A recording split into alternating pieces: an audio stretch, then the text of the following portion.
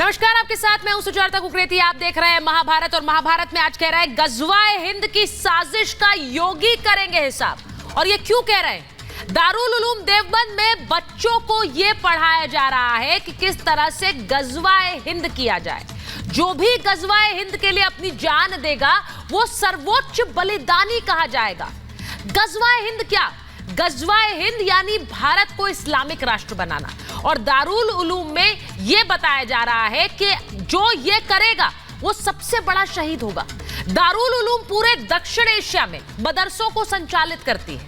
क्या इस तरह से बच्चों को भारत पर हमले के लिए उकसाना खतरनाक नहीं है?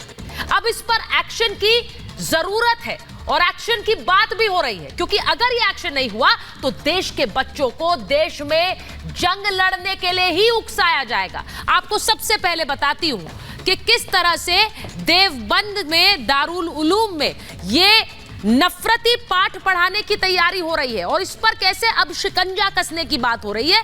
खबर पहले आपको पूरी बताती हूं। गजवाए हिंद पर देवबंद ने एक फतवा जारी किया है, यानी कि दारुल उलूम देवबंद ने, ये सबसे बड़ी इस्लामिक शैक्षणिक संस्था है देश में। फतवे में गजवाए हिंद को मान्यता दे दी गई है, यानी कि ये बिल्कुल सही है, इसकी तरफ काम करना है। गजवाए हिंद यानी भारत पर इस्लामिक कब्जा होना चाहिए। देवबंद ने गजवाए हिंद को सही ठहराया है। फतवे में भारत विरोधी मुहिम का जिक्र किया गया है। भारत में इस्लाम के जंग को सही माना है और यह कहा है कि भारत पर आक्रमण के दौरान जो लोग मरेंगे यानी कि उनकी मौत होगी वो शहीद कहलाएंगे और वो सबसे बड़ी शहादत होगी। एनसीपीसीआर यानी कि जो चाइल्ड प्रोटेक्शन के लिए काम करती है संस्था, उसने देवबंद के फतवे पर संज्ञान लिया है और कहा है कि सहारनपुर प्रशासन से इसकी शिकायत की है और कहा है कि डीएम और एसपी इस पर एक्शन ले। उनको नोटिस भेजा गया और कहा इस पर तुरंत प्रभाव से एफआईआर करनी चाहिए। सहारनपुर प्रशासन को इस पर एफआईआर करे और इस पर एक्शन ले। वो एक्शन क्यों जरूरी है इसको भी समझिए, क्योंकि वो एक्शन जरूरी है क्योंकि ये गजवाए हिंद का पाठ बच्चों को पढ़ा रहे हैं और कह रहे हैं कि यही सबसे बड़ा मंत्र है जिसे बच्चों को समझकर उस पर आगे बढ़ना चाहिए। गजवाए हिंद क्या? गजवाए हिंद यानी गजवा यानी इस्लाम फैलाने की जंग, हिंद यानी हिंदुस्तान और गजवाए हिंद यानी भारत पर इस्लाम के कब्जे की जंग, भारत को जीतकर इस्लामिक मुल्क बनाना। यह देवबंद दारुल उलूम में बताया जा रहा है। अब बड़ी बात यह है कि इससे खतरा क्या है और क्यों योगी का प्रशासन को इस पर क्रैकडाउन करने की नौबत आई है। दारुल उलूम में इस तरह के अगर पढ़ाई जा रही है तो इससे खतरा क्या है, यानी कि संस्था क्या कह रही है एनसीपीसीआर?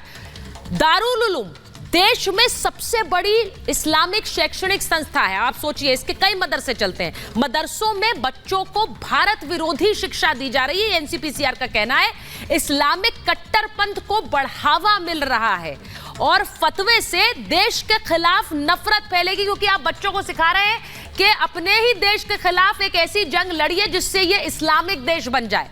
दारुल उलूम की वेबसाइट को भी बैन करने की मांग कर रही है एनसीपीसीआर, क्योंकि कहा जा रहा है अगर यही पढ़ाई दी जाए और यही सिखाया जाएगा तो भारत पर हमले के लिए बच्चों को सीधे सीधे उकसाया जा रहा है। यह दारुल उलूम का कहना है। एक रिपोर्ट देख लीजिए, उसके बाद महाभारत।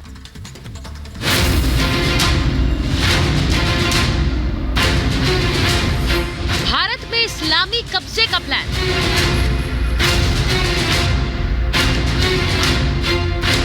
गजवाए हिंद पर देवबंद की मोहर।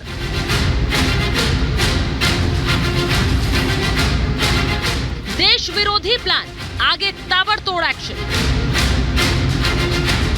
देवबंद का दारुल उलूम, जो खुद को देश की सबसे बड़ी इस्लामिक संस्था कहता है, उसने भारत विरोधी मुहिम गजवाए हिंद के इस्लामी कब्जे को मान्यता दे दी।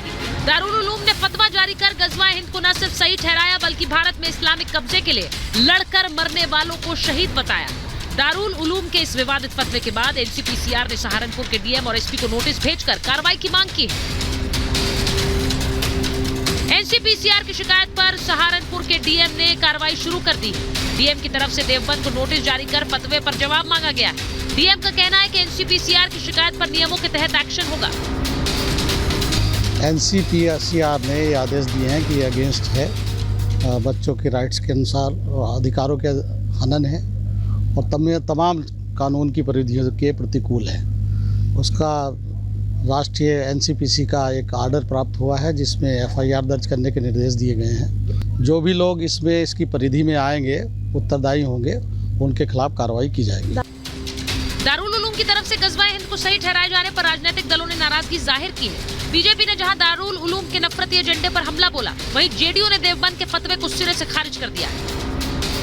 जिस तरीके से प्लान्ड वे में दारुल उलूम जगह जगह मदरसे खोल रहा है, मदरसों में नफरती शिक्षा दी जा रही है, इसके खिलाफ अगर कार्रवाई नहीं हुई तो वो दिन दूर नहीं जब पाकिस्तान वाले हालात हो जाएंगे, अफगानिस्तान वाले हालात हो जाएंगे, बांग्लादेश वाले हालात हो जाएंगे।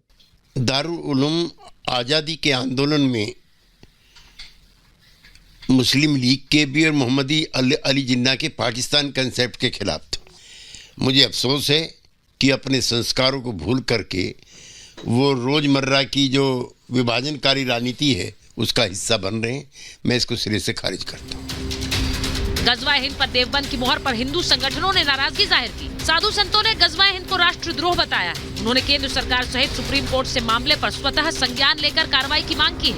हम लोग कहते थे कि ये देश को गज़वाए हिंद कैसे बनाना चाहते हैं, जो ये सिमी है और पीएफआई है जिस पे प्रतिबंध लगा है, तो उसे की कहीं ना कहीं संगठन उस जो कट्टरपंथियों का समर्थन ऐसे दारुल उलूम जैसे संस्थाएं कर रही थी।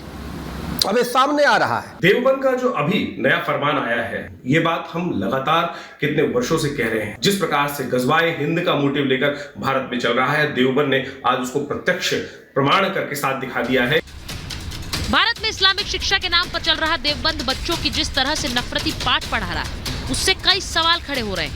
सवाल ये कि क्या देवबंद देश विरोधी गतिविधियों को हवा दे रहा है? क्या दारुल उलूम देश में इस्लामिक कब्जे के षड्यंत्र में शामिल है? सवाल ये भी कि जब एक शैक्षणिक संस्था ही नफरती बीज बोने लगे तो उस पर भरोसा कैसे किया जाए? Bureau report, Republic Bharat.